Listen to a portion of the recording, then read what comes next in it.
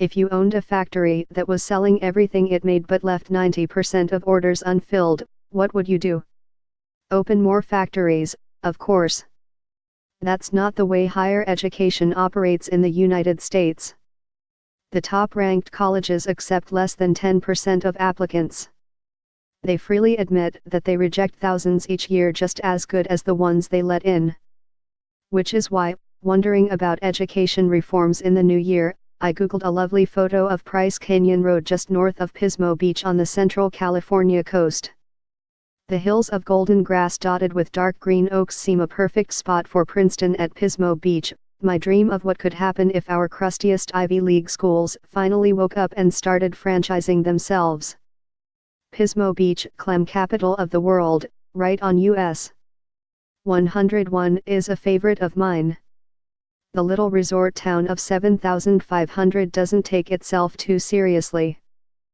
It has plenty of room for a surge of undergraduates who deserve better weather and nicer surroundings than what they are getting at the Ivies of New Jersey, Connecticut, Massachusetts, Rhode Island, Pennsylvania, New York, and New Hampshire.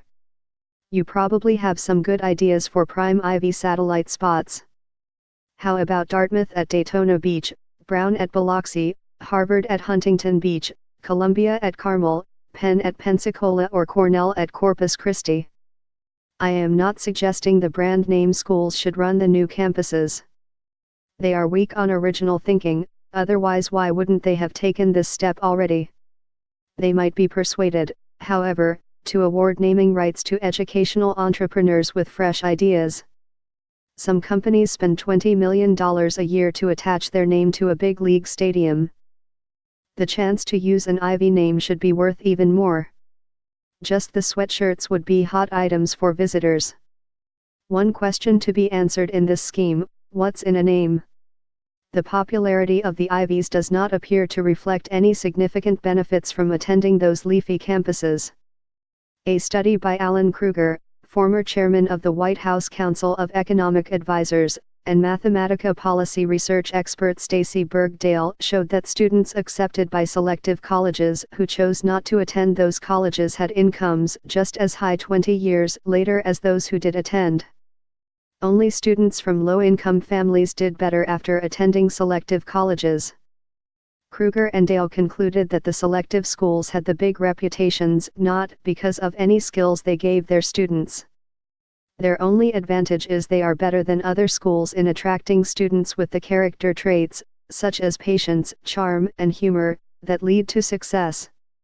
Students with those traits, usually acquired long before taking the SAT, do just as well in life as the Ivy grads. And many successful people have discovered that the lesser-known colleges have alumni contacts just as helpful when looking for work. So the big names will win the satellite Ivies many fine students, but will they provide a better education? If anybody ever tries this, we shall see.